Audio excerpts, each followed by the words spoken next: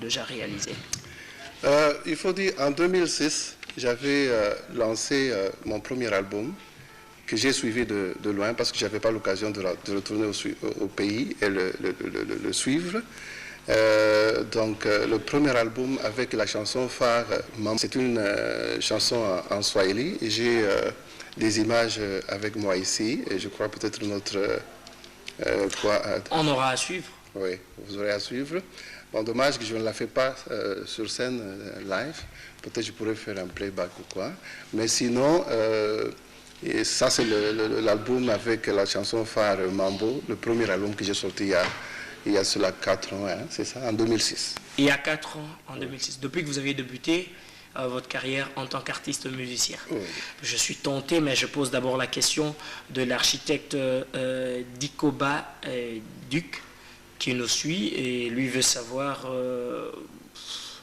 votre musique, si ça semble tourner vers pratiquement de problèmes et entrer à la société, au social du peuple. C'est parce que vous avez fui la faim au pays ou encore c'est la faim que vous avez rencontrée en Afrique du Sud qui vous a poussé à écrire, à composer? Il faut dire que je n'avais pas fui la faim non plus dans les termes, vos propres termes, fui le pays comme tel. J'étais à la recherche d'une situation qui pouvait m'aider à m'accomplir. Et je pense que le Congo à l'époque, vous vous rappelez, entre 90 et 92, c'était une période un peu turbulente où il y avait des... 93, enfin 90, 93, ouais. On était emballé dans des turbulences. 90, ouais. la déclaration, je crois bien, de la démocratie par le feu maréchal Mobutu. Oui. 91, c'est le mouvement de pillage parce qu'on voulait étouffer aussi cette démocratie-là qui était verbale. Ouais. Et 92, on a essayé un peu d'atterrir. Et 93, c'était encore le deuxième pillage qui a vraiment mis le pays dans un chaos total et terrible. Voilà, moi j'étais à Kinshasa quand il y avait le premier pillage. Dommage, j'avais été au Katanga où pendant 8 ans, j'avais travaillé à la Gécamine.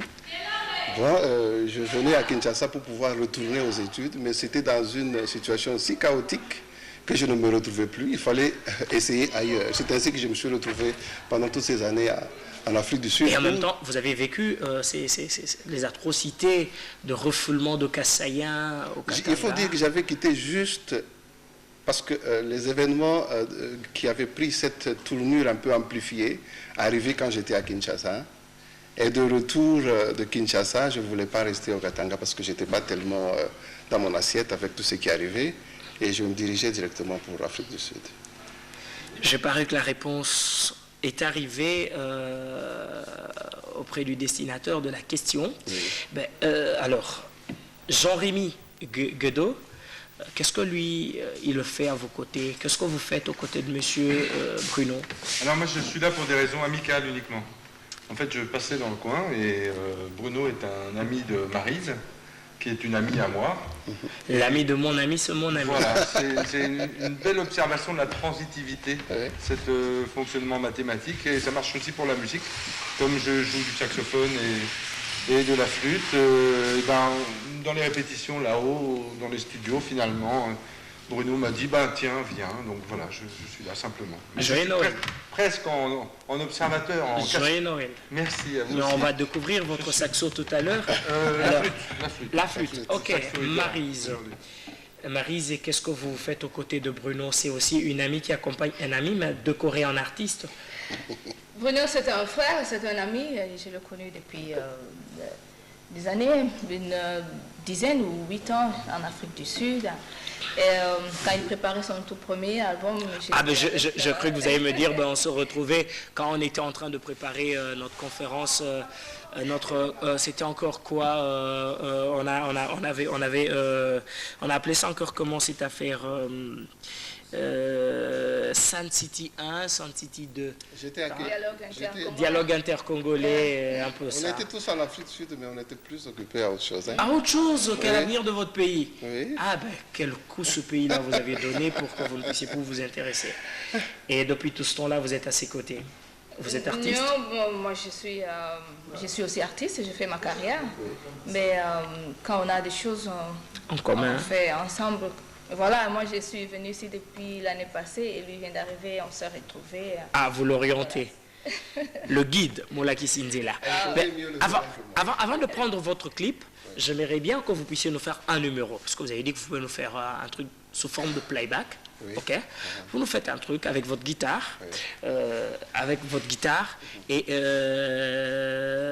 notre ami Guedo, Jean-Rémy, lui va nous faire quelque chose avec son instrument.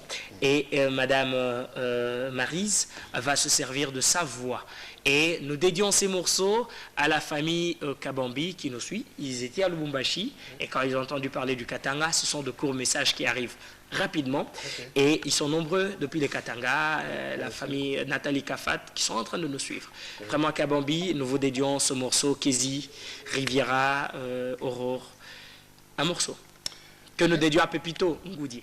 Ok, ça va. Et en lui souhaitant joyeux Noël. Ok, merci. Je souhaite à tous aussi joyeux Noël. Merci.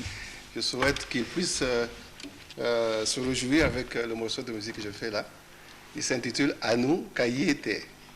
Anou Kayete. Kayete. Oui, donc Kayete, ça veut dire elle ne veut pas le cahier. Aboy cahier. Kayete. Kayete. Kayete. Oui, Anou, c'est une fille qui ne veut pas étudier. Ah. Voilà. Allez-y.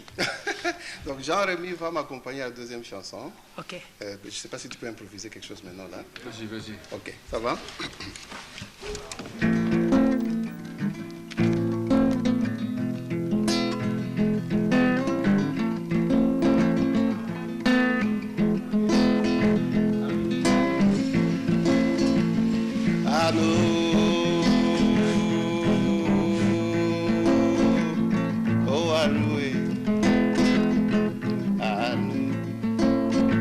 La jolie fille du village qui aime à regarder les passants qui vont au travail, qui vont à l'école et qui vont au champ.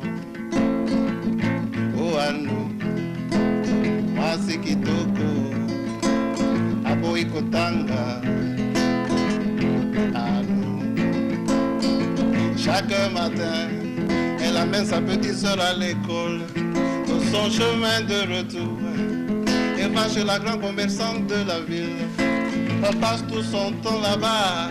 Elle dit qu'elle ne veut pas vraiment étudier. Sans étudier, elle connaît tout.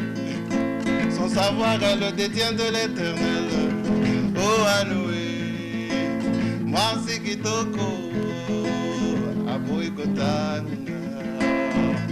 Anoué, Anou.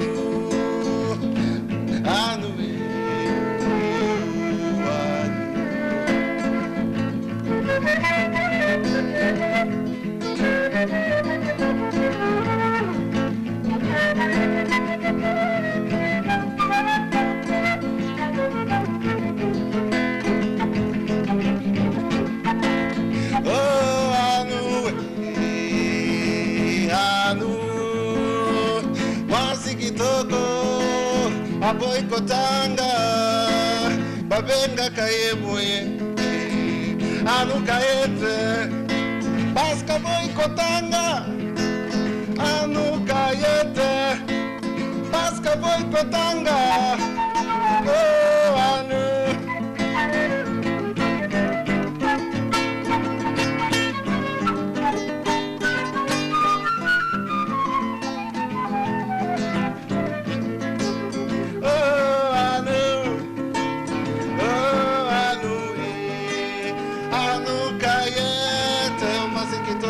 Kotanga, Kotanga, Kotanga. Oh, Anoué, Anou Kayete, Masikitoko boy Kotanga, Kotanga, Kotanga.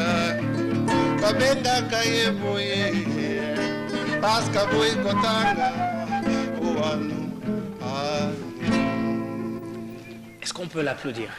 Allez, se fait. J'ai maintenant plusieurs questions. Beaucoup de questions. Beaucoup de questions. Beaucoup. Vas-y. Votre musique tend vers la musique que nous propose régulièrement, si souvent, celui qu'on appelle Kalala. Oui. Jean Goubal. Jean Goubal. Alors, on vous voit si souvent ensemble. Oui. Ça insigne quoi? Vous avez un projet en commun? Ou alors c'est parce que ces deux frères kassaïens qui se retrouvent, alors dans le cadre de votre coterie, vous dites, bon, on ne peut qu'être ensemble et on a pratiquement la musique qui tend vers le même côté. Bon, écoute, de l'Afrique du Sud, où j'ai connu Maryse, avec qui on a cheminé ensemble, bien qu'elle fait sa propre carrière